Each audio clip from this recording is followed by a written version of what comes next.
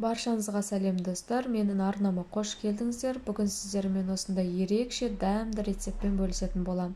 Ендеше видеоның соңына дейін қарап, менімен бірге жасап көріңіздер. Бізге қажетті ингредиенттер ет, кез келген ет бола береді. Пияз, сәбіз, сарымсақ, бұрыш және помидор, тұз, томат қажет болады. Алдымен етімізді осылай ұзынша етіп турап аламыз. Қызып тұрған табамызға майымызды салып ерітеміз. Егер сіздерде сары май болмаса, сұйық майды қолдана берсеңіздер де болады. Қызған майымызға етімізді салып, араластырып қуырып аламыз.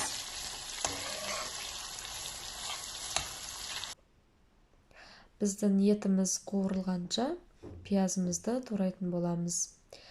Пиязымызды да ұзынша етіп турап аламыз алдымен, одан кейін ұсақтап турайтын боламыз. Етіміз қызарғаннан кейін пиязымызды салып қуыратын боламыз. Араластырып аламыз. Енді болгарскийімізді де осылай ұзынша етіп тураймыз. Сарымсақ екеуін тураймыз. Міне турап алдық.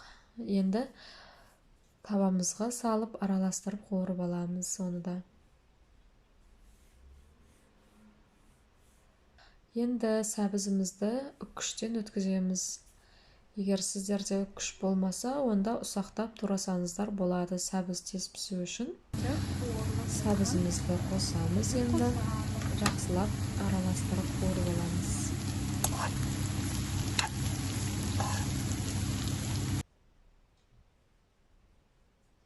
Достар, егер сіздерде осындағы ингредиенттердің біреуі болмаса, кез келген басқа нәрсемен ауыстырсаңыздар да болады. Енді помидорымызды да ұсақтап турап аламыз.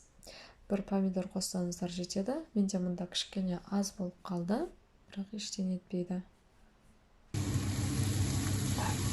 Помидорымызды да салып, жақсылап араластырып аламыз. Енді тұз, қара бұрыш салып араластырамыз. Өз қалауларыңыз бойынша басқа дәмдеуіштерді де қоссаңыздар болады. Өздеріңіз көз мөлшермен қоса бересіздер оны.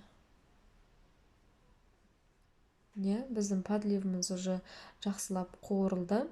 Томатты да салуды ұмытпаймыз. Енді барлығын жақсылап араластырып, кішкене үстіне су құйып, баяу отта қалдырамыз піскенше. Суды подливтің бетіне шыққанша құйсаңыздар болады.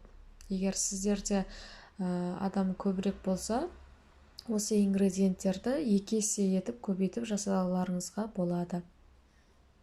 Астын баяу қалдырып, бетін жауып қоямыз піскенше. Біздің подливіміз дайын болғанша біз қамырын дайындайтын боламыз. Мен қамырды алдын ала илеп дайындап қойдым. Қамырға дрож қосып, кәдімгі ашыған қамыр дайындасаңыздар болады. Аштып, мен холодильникке салып қойдым. Осылай бөліктерге бөліп аламыз. Пока біз қамырымыз дайын болғанша суымызды отқа қойып қоямыз. Қайнай берсін. Міне бөліп алған қамырларымызды осылай жайып аламыз. Қатты жұқа қылмаймыз және қатты қалың қылмаймыз. Примерно 1 сантиметрдей болады. Барлық қамырымызды жайып алғаннан кейін міне мантаварканың листін майлаймыз және қамырымыздың арасында майлап аламыз. Жақсылап майлап аламыз, қамыр бір-біріне жабысып қалмас үшін. Өйткені біз қазір қамырды бүктеген кезде ол бір-біріне жабысып қалуы мүмкін. Сол үшін арасын жақсылап майлаймыз. Міне осылай 2-ге бүктейсіздер. Қатты баспайсыздар, жапсырмайсыздар, тек қана 2-ге бүктеп осылай салып аламыз. Барлық қамырымызды жайып осылай салып аламыз. Міне біздің суымыз да уже қайнады, міне как раз. Енді осы қайнап тұрған суға қамырымызды қойып 20-25 минут пісіріп аламыз піскенше.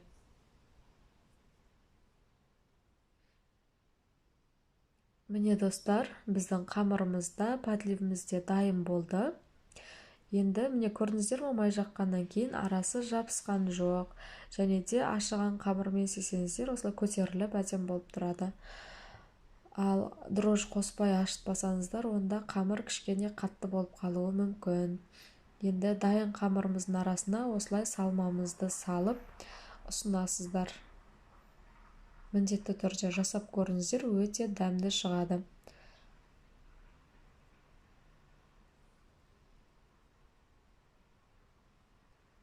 Міне достар, біздің тағамымыз дайын. Егер де ұнаған болса, лайк, комментарий қалдыруды ұмытпаймыз.